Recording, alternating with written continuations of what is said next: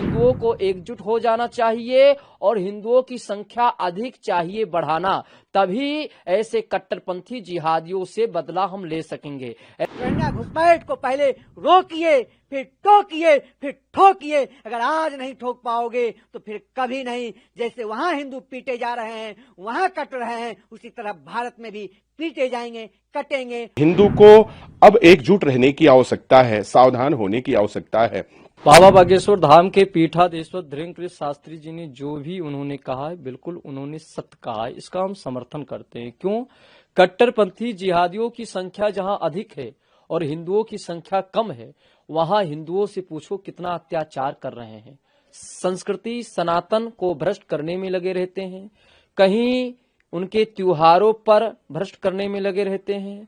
और अब मैं बताना चाहता हूं कि जो बांग्लादेश में एक दीपक दास को मार मार के और उसके बाद पेड़ों में लटका दिया गया, जिंदा जला दिया गया, ये भारत में छत्तीसगढ़ के चौराहे पर और बहुत जगह ऐसा हो सकता है। अगर हिंदू एकजुट नहीं होगा, हिंदुओं में एकता नहीं होगा, तो ऐसी स्थिति आ सकता है। इसीलिए सभी संस्कृति और सभी सनातनियों से कहना है कि हिंदुओं को एकजुट हो जाना चाहिए और हिंदुओं की संख्या अधिक चाहिए बढ़ाना, तभी ऐसे कट्टरपंथी जिहादियों से बदला हम ले सकेंगे। ऐसे कट्टरपंथी जिहादियों के कुरानों में लिखा रहता है कि जो गैर हिंदू है उसको पकड़ो, उसके आस्था पर चोट पहुंचाओ, उसको मारो, उसको काटो, जो उनके देवी देवता हैं उन पर आस्था पर चोट पहुंचाओ। ऐसे कट्टरपंथी जिहादी करते हैं। बाबा बागेश्वर धाम के पीठाधीश्वर धीरेन्द्र शास्त्री के बयान का समर्थन करते हैं। बिल्कुल उन्होंने सत्य कहा, इसीलिए हम सत्य कहते हैं। निश्चित रूप से पूज्य बागेश्वर धाम के जो सरकार ने कहा है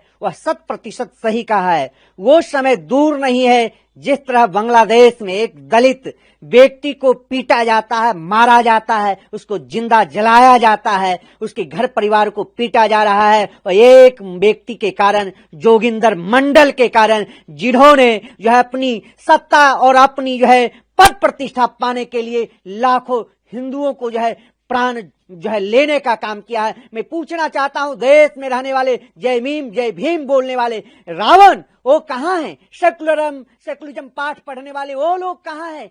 क्यों नहीं बोल रहे हैं? निश्चित रूप से संपूर्ण जनमानस को संगठित होकर के और ऐसे देश में रहने वाले जयचंद मान सिंह जैसे गद्दारों से भी निपटना चाहिए। उन जिहादी कठमुल्ले आतंकवादियों से निपटने के लिए संपूर्ण जनमानस को संगठित हो जाना चाहिए, एकत्रित हो जाना चाहिए और ऐसे जिहादी कठमुल्लों का प्रतिकार करना चाहिए। देश में किसी भी रोहिंग्या घुसपैठ को पहले रोकिए, फिर टोकिए, फिर ठोकिए। अगर आज नहीं ठोक पाओगे तो फिर कभी नहीं। जैसे वहां हिंदू पीटे जा रहे हैं, वहां कट रहे हैं, उसी तरह भारत में भी पीटे जाएंगे, कटेंगे और वो प्रताड़ित होंगे। निश्चित रूप से पूज्य बागेश्वर धाम जी के जो है वचनों से समर्थन करता हूं, सहमत हूं। संपूर्ण जनमानस को इन विचारधारा को अंगीकार करना चाहिए और किसी भी देश में अराजकता के खिलाफ आप संगठित होकर के, एकत्रित होकर के उसका प्रतिकार करिए, उसको ईंट का जवाब पत्थर से देने का काम करिए, नहीं तो फिर कटिएगा, कोई बचा नहीं सकता है। निश्चित रूप से यह एक संकेत है, एक यह आगाह है, यह कि आगाज है कि अभी दुनिया ने देखा सोशल मीडिया प्लेटफॉर्म के माध्यम से कि अमानवीय कृत्य, इतना बड़ा अपराध जो इतिहास में कभी नहीं हुआ।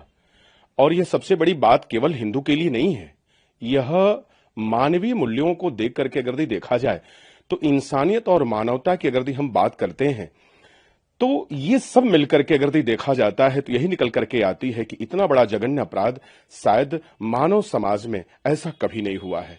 और हम सभी मिलकर के उसका खंडन और भर्त्सना करते हैं, जो ऐसे कट्टरपंथी विचारधारा के ऐसे लोग जो मनुष्य होकर के भी मनुष्यत्व को अंगीकार नहीं कर रहे हैं।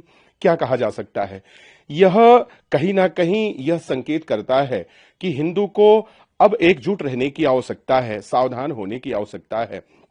और जो आचार्य धीरेन्द्र शास्त्री जी ने कहा है, हम उनके विचारों का समर्थन करते हैं, क्योंकि हिंदुत्व केवल एक विषय नहीं है। हिंदू इंसानियत और मानवता को लेकर के चलने वाला एक वह ऐसा पक्ष है जो सदैव, अगर हम इतिहास को उठाते हैं तो जिसने विश्व की मंगल की कामना की हो, जिसने सभी जीवधारियों पर अपना स्नेह और प्रेम लुटाया हो, वह हिंदुत्व है।